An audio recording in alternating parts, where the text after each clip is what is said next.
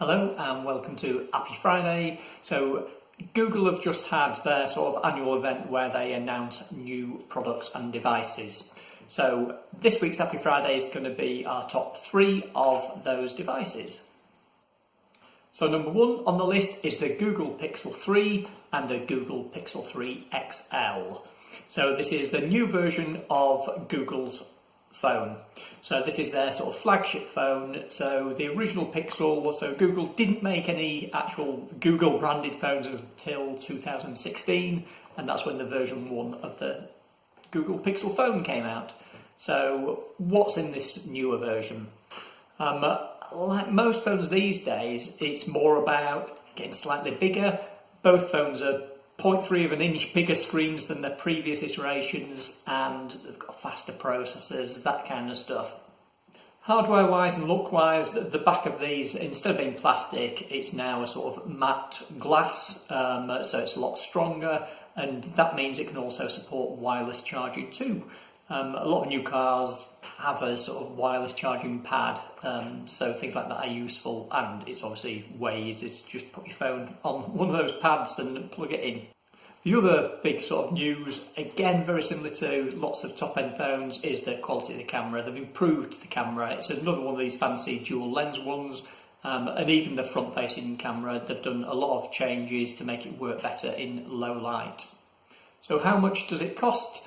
The Pixel 3 is $739 and the XL version is $869, so it's not a cheap phone. Like I say, it's a flagship phone. So the second thing on the list is the Pixel Slate. So this is a strange one. It's a sort of combination between a phone, a tablet and a laptop. So something that's quite cool about this, it has a sort of external keyboard that just attaches via a magnet sort of connector, and unlike most sort of external keyboards, typically the Bluetooth and they sort of connect and there's batteries built into them. This, you just plug it in and it charges automatically, so you're not faffing around sort of having to charge that up as well as separately charging up the actual tablet itself. So Google made a big thing of a couple of things with this. It has the highest pixel density of any of these sort of devices, so better than iPad, all that kind of stuff. So it has a really good screen, has front-facing speakers, so it has good audio, and the camera, it's a wide-angle camera as well. So if you're filming in a room, want to get lots of people in or get more into an image, you can using that front-facing camera. And the third thing is the Google Home Hub. This is sort of hot on the heels of things like Facebook Portal that we talked about last week. So these are devices in your home that are sort of voice activated. So things like Alexa with the Amazon Echo. This is Google's sort of version of that, but with the screen. This has a 7-inch screen, similar to all the other devices that do this. Yes, it's voice activated, but if you're watching a video, if you want to listen to a song, you can watch the video. If you ask it for the weather, it shows what the weather is as well as speaking that. The interesting thing on the Home Hub compared to things like the Facebook Portal is this doesn't have a camera on the front. So if you're worried about that sort of security aspect, then there's no worry because there's no camera.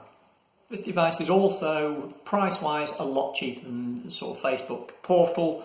And the Echo Show, it's just £139. So if you're in the market for these sorts of devices, and I do think that the sort of Google Home devices tend to understand natural speech a little bit better than Alexa, which really is the sort of market leader out there, or certainly has the most units out there. So £139, and it's a great device. So that's the end of this week's Happy Friday. Hopefully you found some of that useful. Personally, then I think all these Google products look pretty good. They're a real alternative to things from Samsung and Apple, especially if you're sort of in the sort of Android and Google world, then these will work pretty seamlessly. So like I say, that's it for this week. Hopefully you found it useful. If you did, give us a thumbs up and a subscribe, and see you again next week for Happy Friday.